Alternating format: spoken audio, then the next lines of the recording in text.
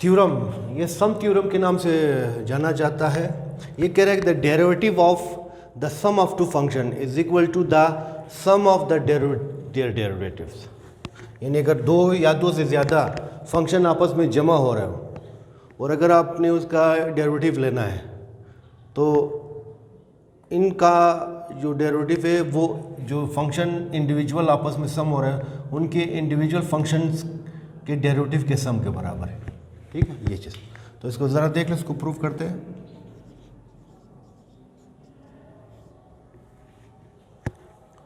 तो पहला step, late y बराबर है f of x plus g of x। ठीक है, इन दोनों को हमने y के बराबर लेट किया। तो पहला स्टेप ये 4 स्टेप पर मुश्तमिल होता है। 4 स्टेप जो ab इनिशियो मेथड है उसी की मदद से हम इसको प्रूव करेंगे। पहला है giving increment to both sides, giving increment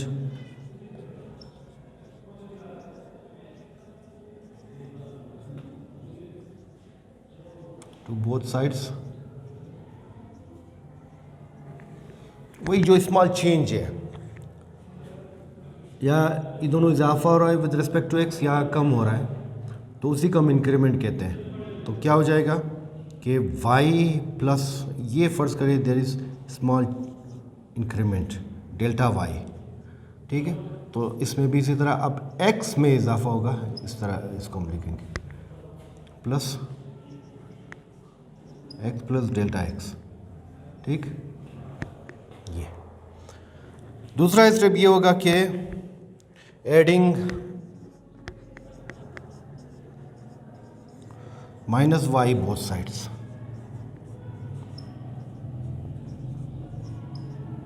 यानी सिंपल ये कि वाई यहाँ पर प्लस हो रहा है, उस तरफ जाकर क्या होगा, माइनस होगा। Delta Y is equal to F of x plus delta x plus g of x plus delta x minus y. ये अब y की कीमत फ्रॉम 1 से यहाँ पर आप पुट कर लें, f of x plus delta x plus g of x delta x minus ये, इसकी जगह आप ये लिखेंगे f of x plus g of x. ये आप बेशक यहाँ पर कह सकते हैं फ्रॉम इक्वेशन नंबर 1 भी। ठीक, तो डेल्टा वाई किसके बराबर आ गया, f of x plus delta x plus g of x plus delta x, ये माइनस एफ ऑफ एक्स, ये साइन को चेंज करेगा तो जी ऑफ एक्स। ये ठीक है, ठीक है। अब इसको थोड़ा सा रीअरेंज करेंगे, एफ वाली फंक्शन को एक दूसरे करीब लाएंगे, जी को भी इसी तरह एक दूसरे करीब। तो क्या आ जाएगा हमारे पास, delta Y is equal to F of x plus delta x minus F of x. ये इसको इसके करीब लाएंगे। अब इसी तरह इन दोनों को एक दूसरे करीब लिखेंगे तो ये आ जाएगा G of x plus delta x minus ji of x, ये चीज़। ठीक, अब तीसरा स्टेप हम क्या करेंगे, डिवाइडिंग बोथ साइड्स बाय जो रेट ऑफ चेंज हम मालूम करेंगे कि what will be the rate of change in Y with respect to X. तो उसमें हम क्या करेंगे, जो डेल्टा एक्स इंक्रीमेंट है बोथ साइड्स हम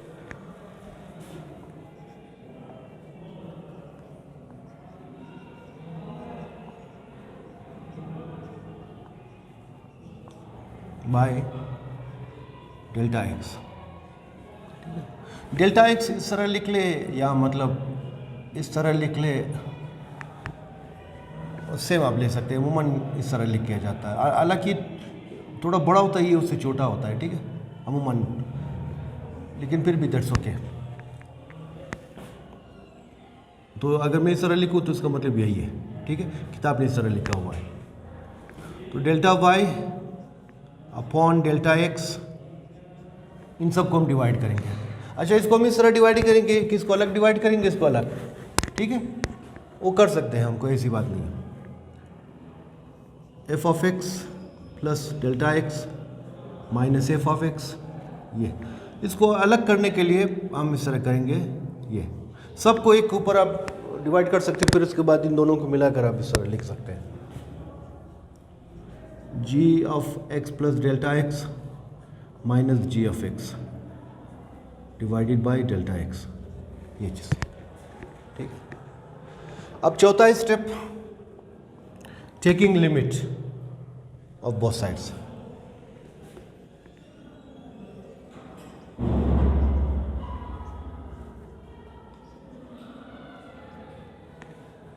Limit of both sides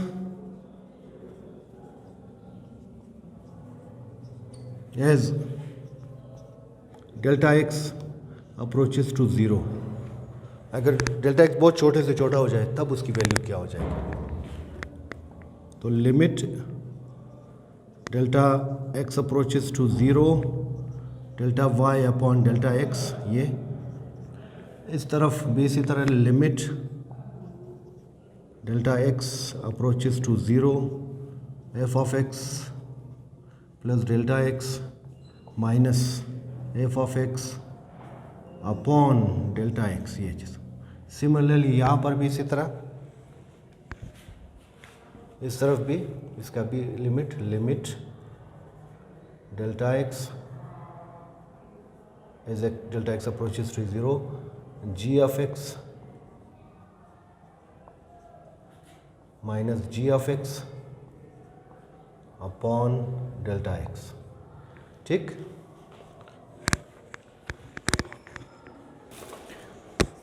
Now by the definition of derivative, ये limit as delta x approaches to 0 f of x plus delta x minus f of x upon delta x, ये किसके बराबर है, that is derivative of function x। ये by definition derivative का यही है। Similarly ये भी बिल्कुल derivative of g of x है, तो लिहाजा limit as delta x approaches to 0 g of x plus delta x minus g of x upon delta x, ये बराबर होता है derivative of g of x। So by the definition of derivative ये बराबर है, अच्छा ये इसको हम क्या लिखेंगे, इसको हम लिखेंगे d y upon d x is equal to, इसकी जगह हम लिखेंगे क्या, derivative of function f of x, फिर प्लस ये बाय डेफिनेशन क्या है, derivative of ji of x. Thus हमारे पास क्या आ गया, डेरिवेटिव ऑफ y को दोबारा रिप्लेस कर सकते हैं F of x plus y की जगह हम ये लिखेंगे G of X that is equal to, अब ये क्या है, इसको आप इस तरह लिख सकते हैं derivative of F of x plus derivative of ji of x, ठीक। तो इसको कहते हैं सम थ्योरम, यानी अगर दो फंक्शन आपस में और ऐड हो रहे तो उसका अगर आप डेरिवेटिव ले लें तो वो सिंपल आपने दोनों का डेरिवेटिव लेना है, फिर उसको सम करना है, वो बिल्कुल बराबर है कि आप इन दोनों को सम कर ले फिर उसका डेरिवेटिव ले लें, ठीक, ये चीज़।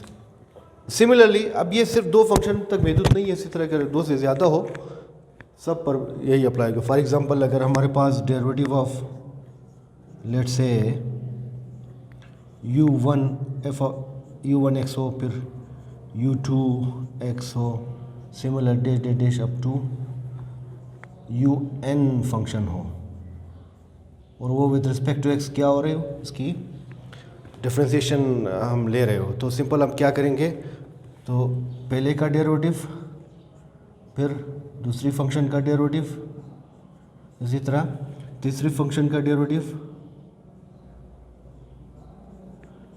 फिर plus dash dash dash up to जितने भी फंक्शन हैं, ये सही है। तो इसको कहते हैं सम थ्योरम। ये बहुत ज़्यादा हम इस्तेमाल करेंगे। क्वेश्चन नंबर 2 अगले एक्सरसाइज में इसकी बाकायदा हम प्रैक्टिस करेंगे। एग्जाम्पल है, वो एग्जाम्पल आप खुद ट्राई करके देख लें। अगला थ्योरम है, इसको डिफरेंस थ्योरम के नाम से जाना जाता है। The derivative of difference of two function is equal to the difference of their derivatives. यानी एक फंक्शन में से दूसरा फंक्शन माइनस हो रहा है और सबका आपने डेरिवेटिव लेना है। सिंपल आपने क्या करना है, पहले का डेरिवेटिव लेना है, ये जो माइनस है यहाँ पर माइनस ही रहेगा, दूसरे का डेरिवेटिव लेना। दोनों का डेरिवेटिव लेने के बाद फिर इसमें से इसको माइनस कर ले तो वो इसी के बराबर आ जाएगा। अब इसको प्रूफ करते हैं उसी तरह।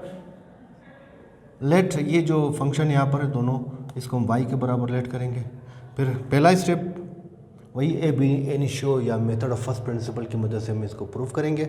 तो पहला स्टेप उसका है method of first principle, ab initio या बाय डेफिनेशन मेथड। ये है कि giving increment to both sides, दोनों तरफ हमने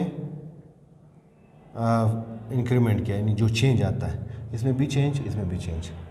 अच्छा, डेल्टा वाई दूसरा स्टेप, डेल्टा वाई यहाँ पर प्लस हो रहा है, उस तरफ जाकर क्या होगा, माइनस होगा।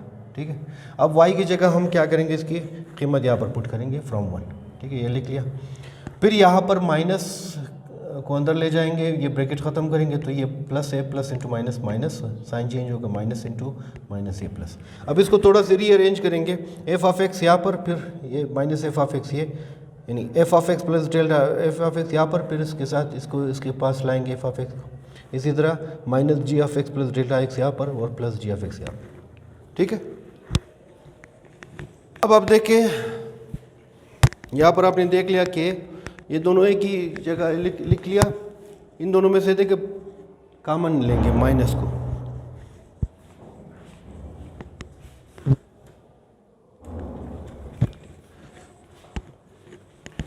ये एज इट इज जो पहले यहाँ पर लिखा हुआ था। इन दोनों में आप देख लिए यहाँ पर माइनस है प्लस है, तो दोनों में से माइनस को हम कॉमन लेंगे।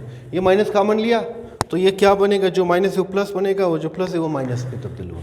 ठीक है, तीसरा step dividing both sides bye delta x, यानी रेट ऑफ चेंज हमने फाइंड आउट करना है। तो इसको भी हमने डिवाइड कर लिया, इन दोनों को मिला के डेल्टा एक्स पर डिवाइड किया, इन दोनों को भी मिला के डेल्टा एक्स पर डिवाइड कर लिया। अच्छा जी, अब चौथा स्टेप जो ए बी इनिशियो मेथड का है, taking limit of both sides as delta x approaches to zero, यानी डेल्टा एक्स जब बहुत करीब हो जाए जीरो के तो उस वक्त इस फंक्शन की वैल्यू क्या होगी।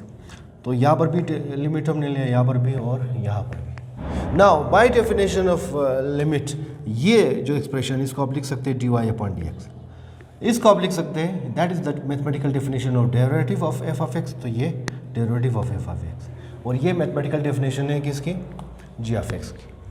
तो इसको आप इस तरह लिख सकते हैं। ठीक, तो ये था डिफरेंस थ्योरम।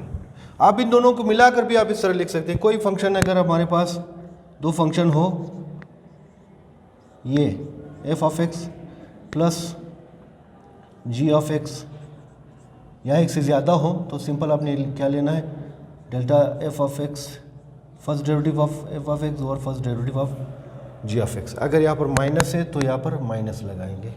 तो इन दोनों का सम थ्योरम और डिफरेंस थ्योरम का ये खुलासा है। आई होप समझ में आ गया होगा। इसी की एप्लीकेशन हम करेंगे सवालात पर। एग्जांपल्स आप खुद देख ले, वो बिल्कुल बहुत अच्छी तरह से किताब में सॉल्व किया हुआ है। अगर कोई प्रॉब्लम हो तो बेशक आप कमेंट कर ले, मैं सवाल एग्जांपल को भी समझा दूंगा। कॉन्सेप्ट कहने का मकसद ये है कि कॉन्सेप्ट आपने अच्छी तरह से क्लियर करना है, इसको अप्लाई किस तरह करना है, क्योंकि एग्ज़ाम में हो सकता है कि सवालात में से भी पेपर में एग्ज़ाम में सवालात एक्सरसाइज में भी दे सकता है, एग्जांपल्स में इसमें से भी देते हैं। और बाज़ औक़ात ऐसा करते हैं कि इवन जो सवाल है उसकी पावर वगैरह को, उसकी वैल्यू को थोड़ा सा चेंज करके भी दे सकते हैं। तो कहने का मकसद है कॉन्सेप्ट आपका जब क्लियर हो तो आप इस पैटर्न के किसी भी सवाल को आप हल कर सकते हैं। तो इस वजह से अच्छी तरह से इनको जहन नशीन कर ले और ख़ुद प्रैक्टिस कर ले। एक्सरसाइज को अच्छी तरह से मिसालें आप खुद कर ले, किताब ने बहुत अच्छी तरह से इसको सॉल्व किया है। फिर भी अगर कोई प्रॉब्लम हो तो बेशक आप कमेंट कर सकते हैं। मैं एग्जाम्पल को भी आप किसी फारिग वक्त में इसको हम हल करके मैं अपलोड करूँगा। बस बस कहना यही है कि आप इसको ज़्यादा से ज़्यादा शेयर कर लें, चैनल को, नए व्यूवर चैनल को सब्सक्राइब करें, और जितना हो सकता है आप लोगों से कि इनको जितना हो सकता है ज़्यादा से ज़्यादा शेयर कर, जितना हो सकता है ज़्यादा से ज़्यादा अपने दोस्तों के साथ, क्लास फेलोज़ के साथ, रिश्तेदारों के साथ इनको शेयर करते जाएं। बस जहाँ रहे खुश रहे, दुआओं में याद रखना।